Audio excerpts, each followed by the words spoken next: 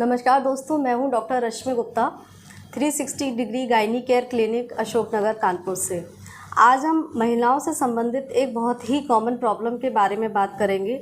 इस प्रॉब्लम का नाम है वेजाइनल डिस्चार्ज लिकोरिया, या हिंदी में इसको श्वेत प्रदर भी कहते हैं। तो वेजाइनल डिस्चार्ज या लिकोरिया क्या होता है, इसको जानने के लिए सबसे पहले हमें ये जानना ज़रूरी है कि यूट्रस की नॉर्मल एनाटॉमी क्या होती है। इसके लिए मैं आपको एक डायग्राम दिखाना चाहती हूँ। तो इस डायग्राम के अकॉर्डिंग जो लिकोरिया की प्रॉब्लम होती है उसका जो मेन ओरिजिन होता है वो बेसिकली सर्विक्स से होता है। जब सर्विक्स में कोई इन्फेक्शन या इन्फ्लेमेशन हो जाता है उसको हम सर्विसाइटिस बोलते हैं, और इसी प्रॉब्लम की वजह से जो डिस्चार्ज है बहुत अधिक मात्रा में बनने लगता है, और जिसको कि हम वेजाइनल डिस्चार्ज या लिकोरिया बोलते हैं। तो यूट्रस के क्या क्या पार्ट होते हैं ये देखने के लिए आपको इस डायग्राम में दिखाया गया है कि सबसे पहले जो यूट्रस की बॉडी होती है, उसके बाद जो यूट्रस का जो पार्ट वजाइना में खुलता है या योनि में खुलता है उसको हम सर्विक्स बोलते हैं। इसी सर्विक्स का जब किसी भी इन्फेक्शन की वजह से, जो कि वायरल, बैक्टीरियल, फंगल या फिर एलर्जी की वजह से भी अगर यहाँ इन्फ्लेमेशन हो जाता है तो डिस्चार्ज सर्विक्स के थ्रू बढ़ जाता है। इसी के कारण वेजाइनल डिस्चार्ज अत्यधिक मात्रा में प्रोड्यूस होने लगता है और पेशेंट को डिस्कम्फर्ट होने लगता है। अब हम बात करते हैं इसके सिम्टम्स की कि वेजाइनल डिस्चार्ज, लिकोरिया या जो श्वेत प्रदर के सिम्टम्स होते हैं, तो डिस्चार्ज के अलावा और क्या क्या प्रॉब्लम हो सकती हैं, जिससे कि ये एक इंडिकेशन होता है कि हमें अपने गायनेकोलॉजिस्ट के पास जाकर उससे मिलना है, या फिर ये एबनॉर्मल डिस्चार्ज है। क्योंकि कुछ मात्रा में फिजियोलॉजिकल डिस्चार्ज भी बनता है, वो नॉर्मल होता है।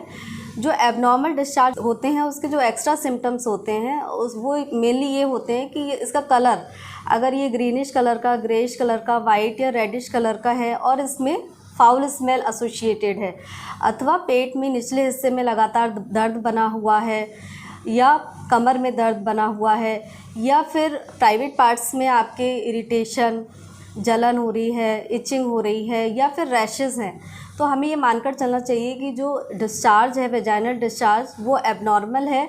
वो या तो किसी इन्फेक्शन अथवा एलर्जी की वजह से है। अब हम बात करते हैं एबनॉर्मल वेजाइनल डिस्चार्ज के कॉजेज़ के बारे में। तो जो सबसे पहला कॉज होता है वो होता है frequent sexual intercourse without using any barrier contraceptive. दूसरा जो कॉमन कॉज होता है कि having multiple sexual partner is a very common cause of having abnormal vaginal discharge. इसके अलावा कभी कभी ये होता है कि जो कॉन्डोम्स में जो लेटेक्स होता है उसकी एलर्जी की वजह से भी सर्विसाइटिस या फिर इरिटेशन होने लगता है वेजाइनल स्किन एंड सर्विक्स का, जिसकी वजह से एबनॉर्मल वेजाइनल डिस्चार्ज होने लगता है।